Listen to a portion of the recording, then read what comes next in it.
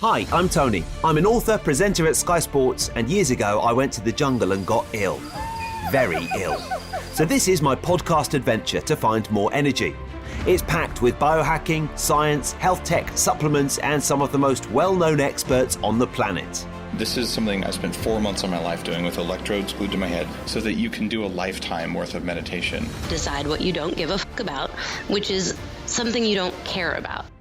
Some of it gets quite out there. I had some stem cells sent up to my house that I had stored, and then I injected myself with mannitol. And we even hack hangovers. Alcohol is poisonous. So is water and oxygen in the wrong dosage. So that's my podcast, Zestology. Live life with energy, vitality, and motivation. Good relationships and energy are interlinked. You're not going to feel full of zest if things aren't good at home.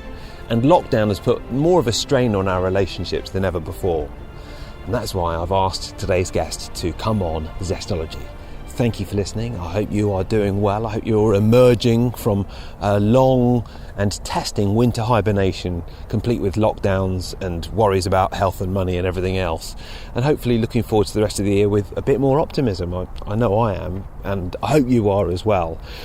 Stephanie Stahl is today's guest on Zestology, and she's an international bestseller in Europe. Her book has been the #1 bestseller in Germany for the last 4 years, and it's sold 2 million copies.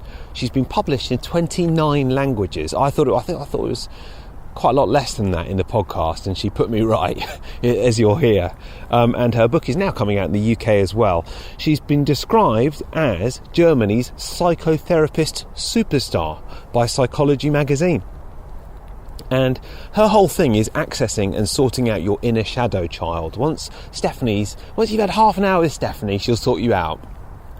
So, better relationships, optimising the relationships with the people we love the most, especially when we're cooped up with each other 24 hours a day. I mean, it is so hard for the best relationships to survive that. And I think a lot of us are in need of this, which is exactly why I asked Stephanie to come on. Here she is then, from Germany, but in Tenerife at the moment, Stephanie Stahl on Zestology.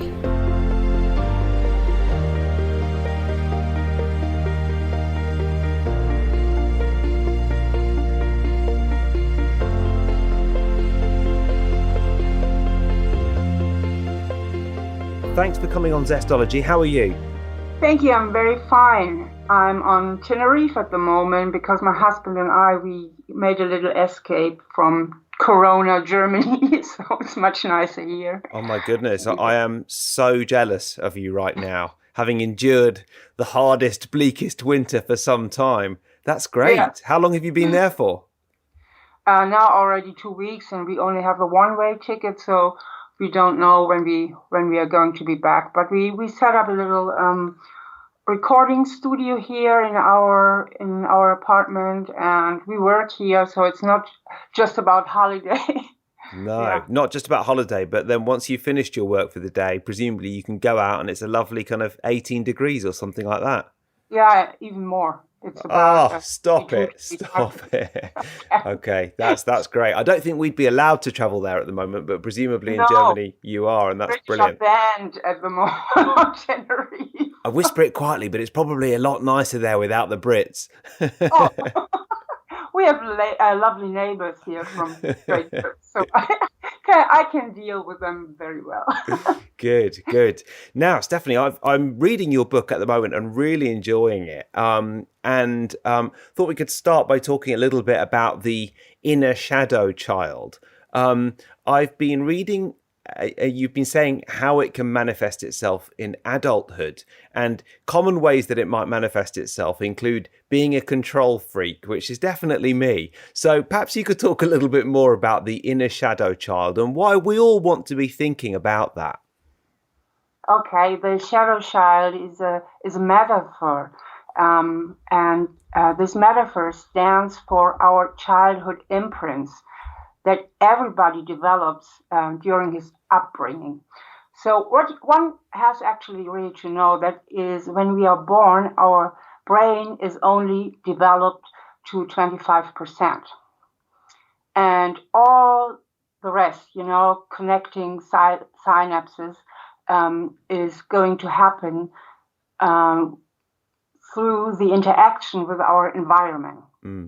So how mommy and daddy behave towards us has a very, very great impact on our brain shaping. You know what I mean? On our brain imprints. Yeah. And at the end, everything comes down to our self-image and our self-esteem. And through our parents, we learn what we are worth and if we are worth to be cared of, taken care of, and to be loved.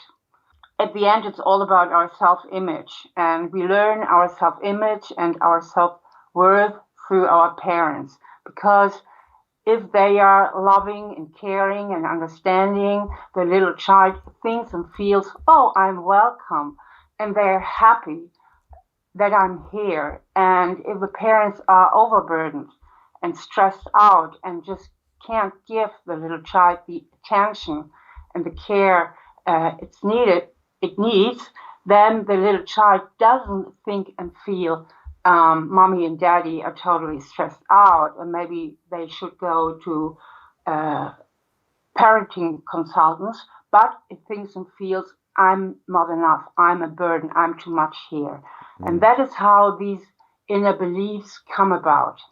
And these more negative imprints I call the shadow child. Yeah. Whereas positive imprints and all the things that we can manage because we are adults now and we can come to new attitudes and new beliefs, I call the sun child. So the sun child is the sunny counterpart of the shadow child, and in the target version. So, and the shadow child with his negative imprints and beliefs, and everybody has at least a little shadow child within himself, because there's not such a thing as perfect childhoods or perfect parents. And when, for example, if you develop a belief like I'm not enough, which is very popular, so to say, many people have this inner feeling I'm not enough. And then you develop, often already as a child, unknowingly, self-protection strategies. And these self-protection strategies are made to compensate your inner feelings of inferiority. And for example, a very common self-protection strategy is to strive for perfection or for control, as you mentioned. Yeah. These are the self-protection strategies. These are outer behaviors that we perform to compensate our feelings of inferiority. So striving for perfectionism, keeping the peace, to strive for power and control, or that you try to escape from situations, that you try to avoid situations. These are all self-protection strategies, and that is very interesting because at the end it comes down to our behavior, because the negative beliefs themselves don't do so much harm. If you think and feel I'm not enough, that doesn't hurt anybody. But if you start craving power and perfectionism and everything to do to compensate it, that is the strain you put on yourself and on your relationships. Yeah. I feel a great sense of responsibility because, I mean, obviously I want to talk about that in terms of being an adult, but I am the father of a 2-year-old, and therefore it just brings home how important your behavior is as a parent. And as you say, there is no such thing as being a perfect parent. Therefore, you know you're going to make mistakes along the way as well. Yes, that is true. So parents read this book from two sides, so to say. First of all, they reflect on their own childhood and how their parents behave towards them, and in the same time, they think about, what is about me as a parent? And the most important thing for parents is to give the child enough love and affection, and enough autonomy and freedom to develop, to become, independent in the long run from the parents, because we have two basic psychological needs, and these are, the one is for attachment and the other one is for autonomy and independence.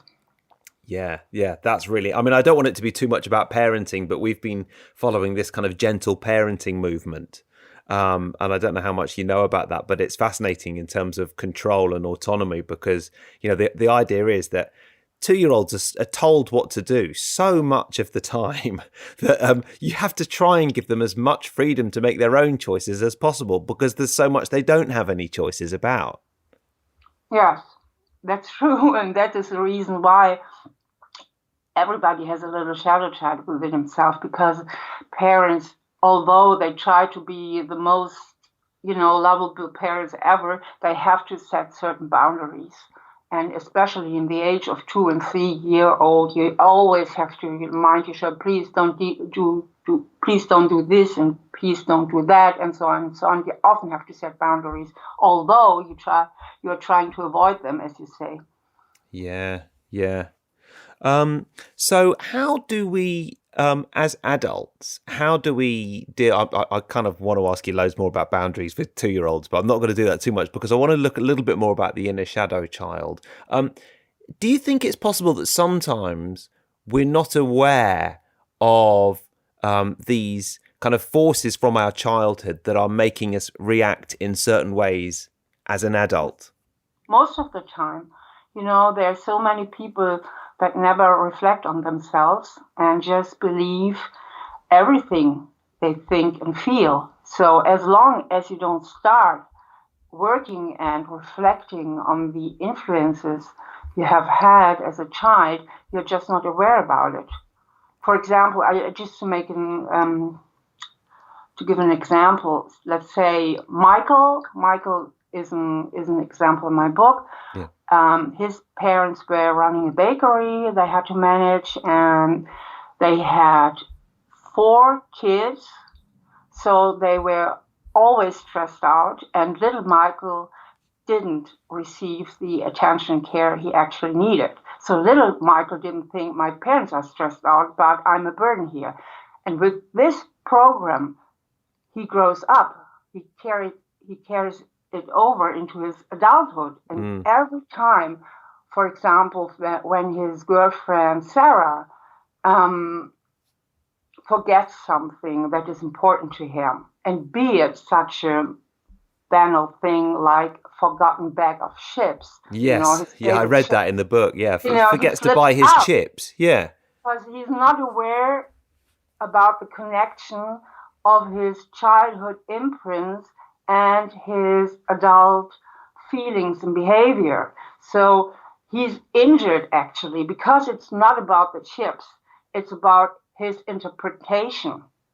And his interpretation is not, Sarah has forgotten the chips because she's not perfect, neither am I, but his unknown, his unconscious interpretation is, she doesn't care about me. And that is due to his old childhood wound. And as long he is not aware of these old wounds, he can't fix this problem.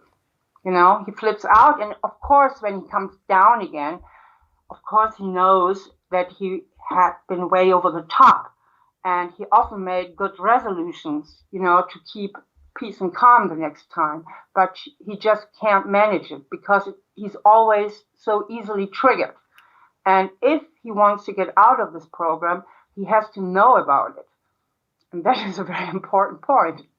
Yeah. Once you do learn about it, and I'm very interested in this point, it's not like, presumably it's not like a magic switch where it all goes away, but you can start to learn some strategies to mitigate it and lessen its power, so that he will still sometimes have a bit of a reaction when she brings back the wrong bag of chips, but he won't just completely flip out. Is that right? Yes, I have a lovely exercise, which I call the Stephanie Stahl mantra. And the name of the exercise is Catch Yourself and Switch. Right.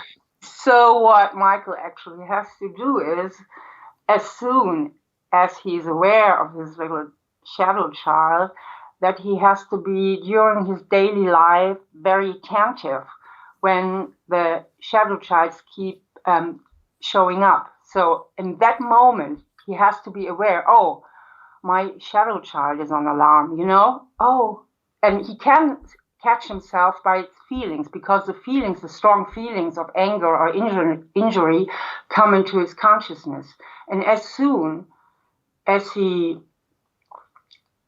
getting aware that he feels a little bit injured or a little bit mad, he has now the possibility to catch himself and then switch to his adult I. The adult I is beside the shadow child and the sun child, a third mental entity.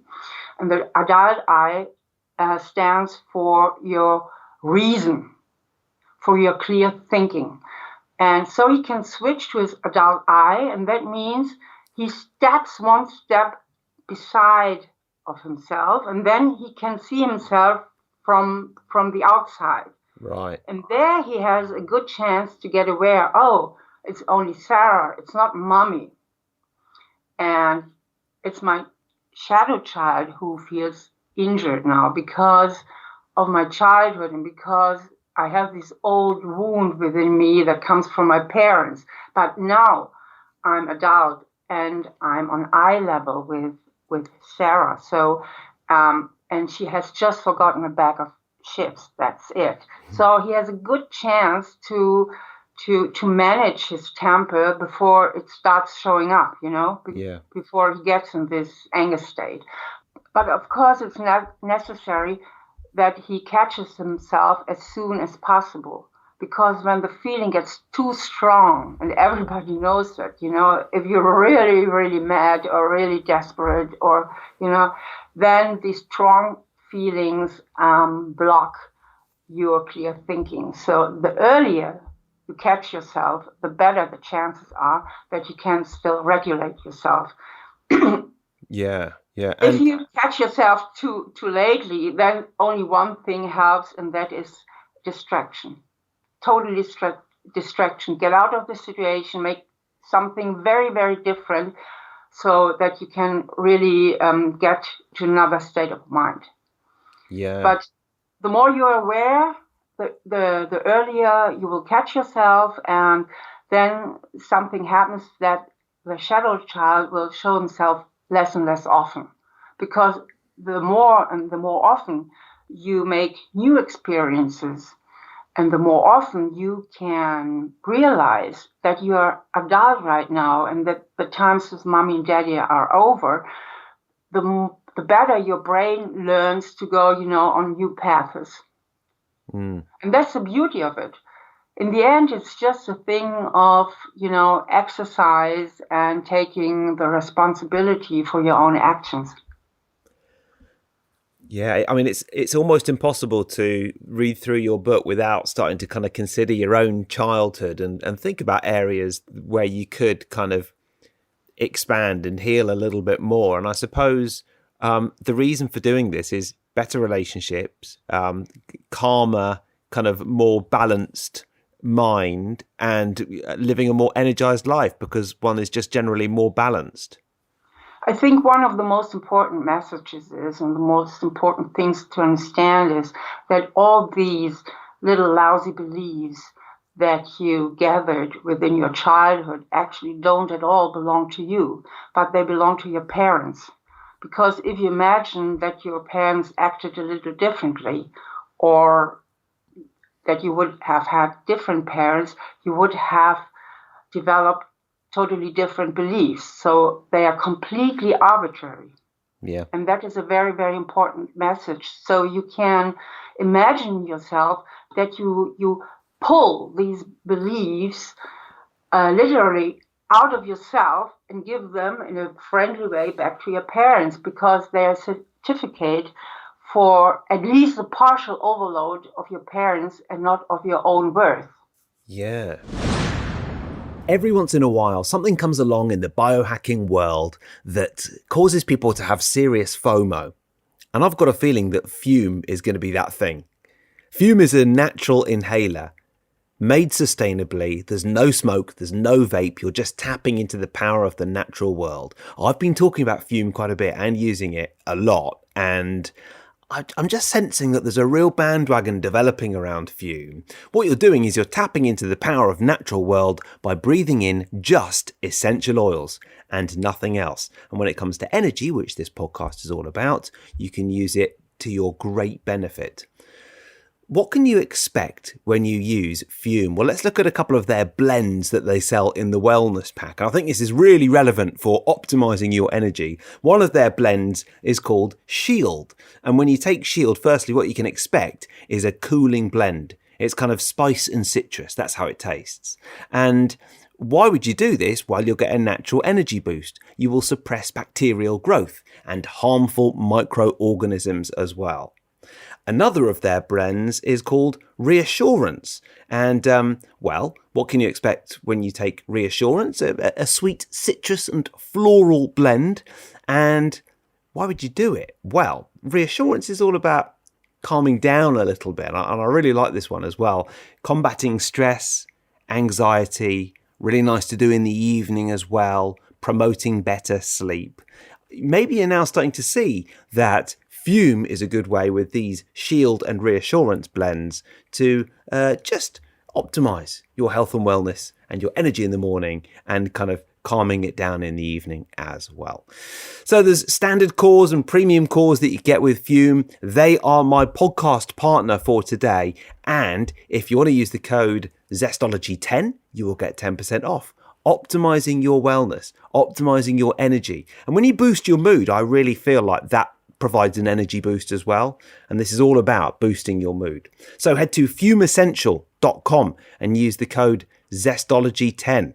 That's Fume Essential, F-U-M essential.com, and use the code Zestology10.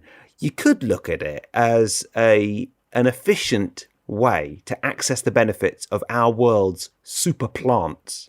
That's what it is. It's just essential oils, but delivered straight to you very efficiently. I mean, if you're someone who uses a diffuser every once in a while, that's nice, but the equivalent of having a diffuser on for 2 hours, you get with using the fume once, 5 seconds, done.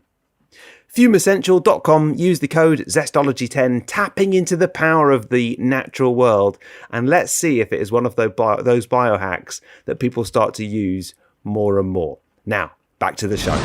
Your book has sold more than 1 million copies in Germany. It's been the #1 best-selling non-fiction book for 3 consecutive years, and it's been translated into more than 20 languages. 29. Wow. It's almost 2 million and almost 30 languages. Is it? Yes. Are you joking? Yeah. Oh, right. So it's gone up to 29 and it's almost more. Consecutive year now. That are all numbers you have. That's interesting. Well, that's in your book, in the English translation of your book. So obviously, since it was written, you've sold even more copies. Yeah. That's amazing. So what do you think? I mean, that really is wow. I mean, you can't ever imagine that it would have done quite as well as this. No, I was overwhelmed by its success. But the thing is, it helps people. And that is the reason why it is so successful, because it's almost, the success came by mouth to ear. It wasn't that we had a lot of press or media or anything, but it helps people a lot. So they recommend the books to their friends and everybody. And that's how the success started, actually, of the book. Yeah. Oh, well, many congratulations. You're helping so many people. And I wonder if, obviously people will be very drawn to buy the book and have a look at it listening to this. But what can people do straight away to start considering this area more, to start considering the areas where they might suffer from perfectionism or an obsession with beauty or yearning for recognition? What can they start to do now that will start to make a difference in this area?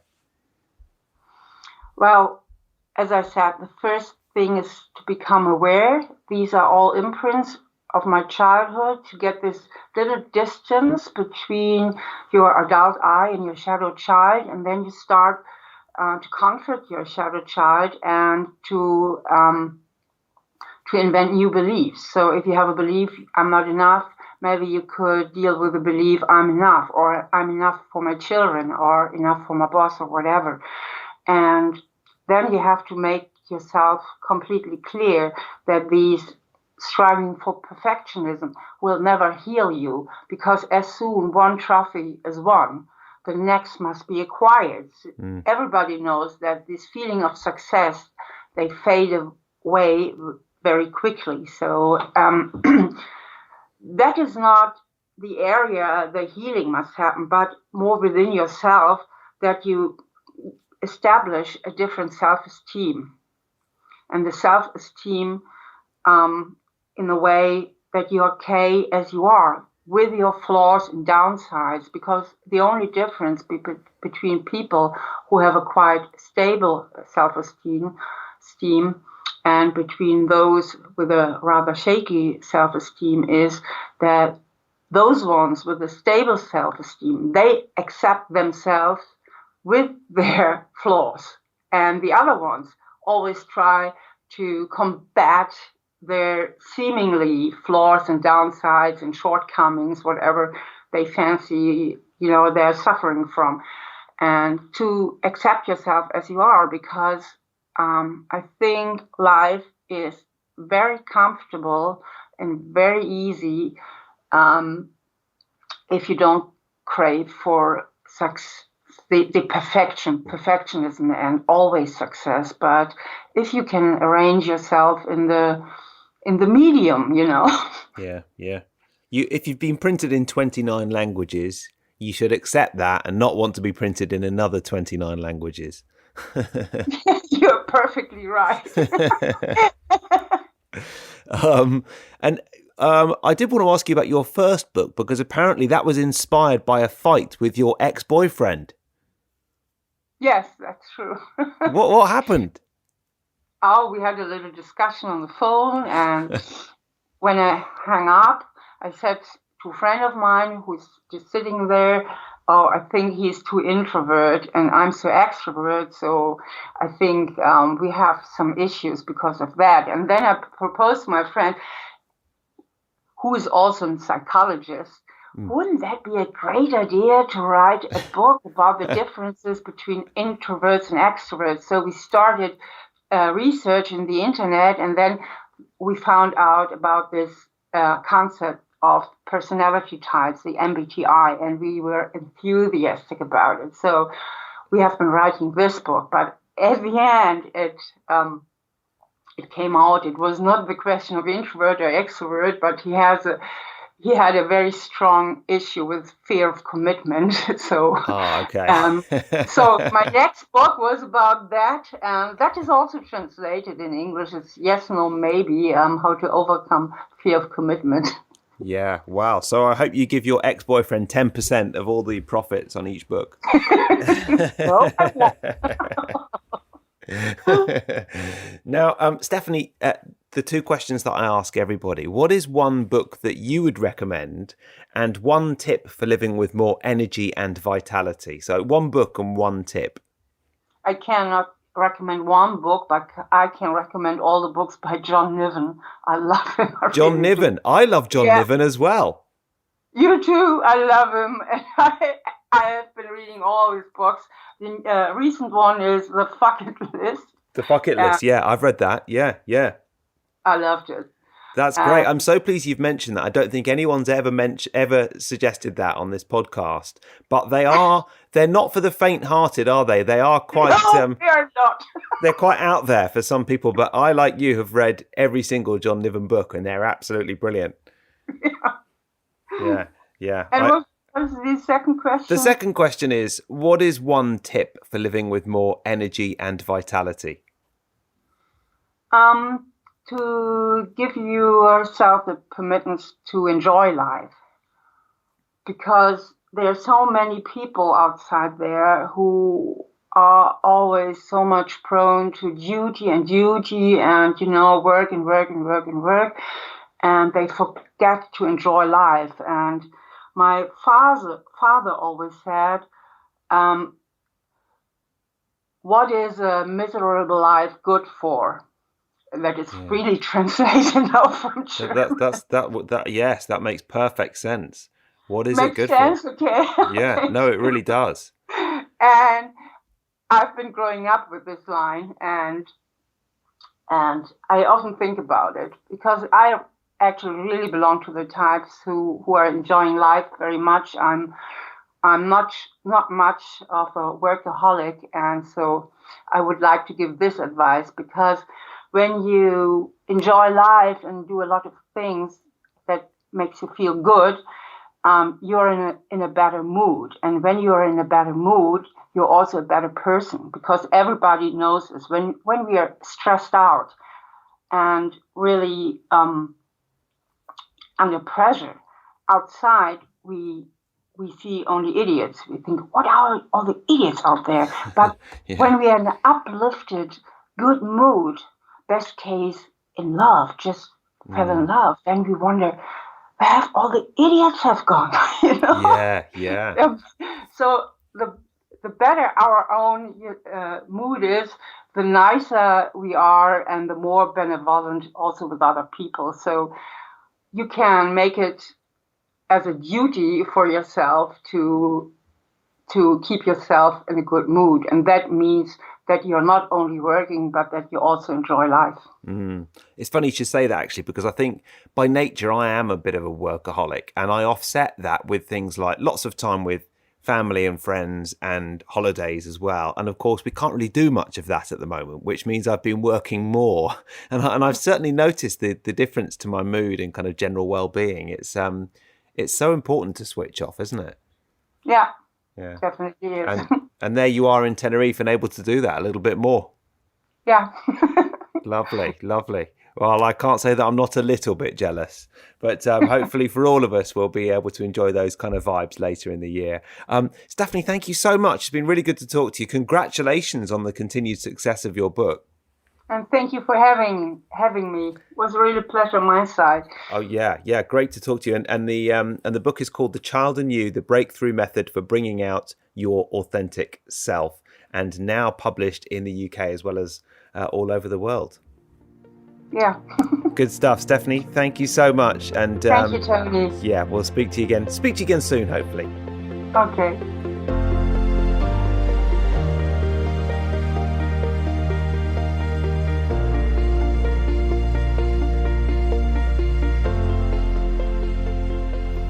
Thanks to Stephanie. And coming up next week on Zestology, a podcast on the topic that is normally the most downloaded topic of anything that we talk about. Actually, there's two topics really. Three maybe. Relationships, biohacking, and next week is all about the law of attraction. And whenever I do law of attraction podcasts, it is so popular. And next week, Jeanette Moore will be on Zestology. She is your favourite law of attraction expert, as seen on Oprah and as heard on Zestology as well. She's coming then. Before I go, just a quick shout to my podcast partners. Fume is a natural inhaler made sustainably in Canada from Canadian maple. And I suppose it looks a little bit like a vape, but it is so far removed from a vape because what it actually is a natural wooden inhaler, and all you're breathing in is essential oils, nothing else. So it's the opposite of a vape. It's not full of chemicals, it's good for you, and you're making use of the power of the natural world when you use it, and you can use it to feel energized. The peppermint or eucalyptus, you can try lavender for improving mood and relaxation, and you can do the lavender at night as well before you go to bed. A little chug of that will help with your sleep. And I've been trying it as well with the lavender because I was reading something about lavender and brain function. Plus, I quite like the smell of lavender as well. So I've been trying the lavender fairly recently.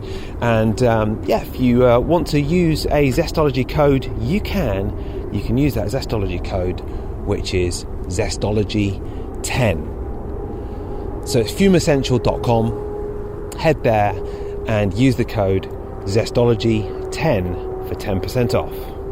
You also might have heard me talking about their smoking cessation blends as well, which is really interesting actually, because I didn't think that many people smoked who listen to Zestology, but a lot of people who listen to Zestology know someone else who smokes, and they've been buying these fume essential devices for their loved ones as well, which is great, and I'm really pleased about that. So thank you to Fume. Really fits the bill of devices and products and supplements that boost our energy, and they are my podcast partners for this week, and I'm very, very pleased to be teaming up with them.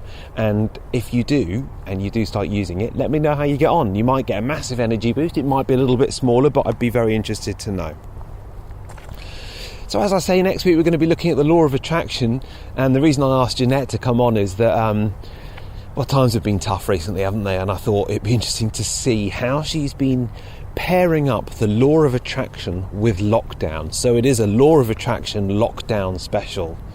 And as we come out of this long winter, and well, here in the UK we start to ease out of lockdown a little bit as well, I was very interested in talking to her.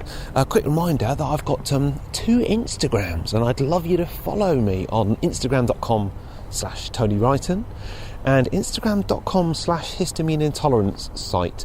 It is it's very fast growing, the histamine intolerance Instagram, quite a lot quicker than my own personal one as well. But every time I post on anything to do with histamine intolerance, I get absolutely loads of comments, and it's like a kind of crowdsourcing knowledge project. I'll post about, what did I post about the other day? Oh yeah, sunflower seeds. I ate a paleo granola which I bought in Planet Organic, and then felt very, very achy the next day, and then was looking up sunflower seeds on the histamine intolerance site, and they come up with an angry face emoji, which means they're high histamine. And of course I could have looked it up earlier, but at the moment I posted on it on the histamine intolerance site, loads of other people were saying, yeah, we struggle with sunflower seeds as well, and it makes our knees ache too, kind of thing. So it's very useful to be able to bounce ideas off of what are the other things. We've done polls on pistachios and raspberries recently. So histamine intolerance site, if you want to do that. It's my side project, really. It's just a passion project, but I do enjoy it. And thank you for listening. That is it. It's lovely to be recording this podcast out and about. As you know, I try to record podcasts walking, and then I'm killing 2 birds with 1 stone. I'm doing a little bit of exercise and recording a podcast intro as well, because low-level movement seems to be one of those themes that everybody talks about all the time on Zestology as being something which is very useful for energy. So I'll try and get out and about as much as possible. I've been trying to do that with meetings as well, walking meetings, walking and talking. Bit hard with a video call because you've got to watch where you're going, but it does seem to work all right if you can just tune in without the camera on. Thanks for listening to Zestology. Do join me next week for the law of attraction, and I'll see you then.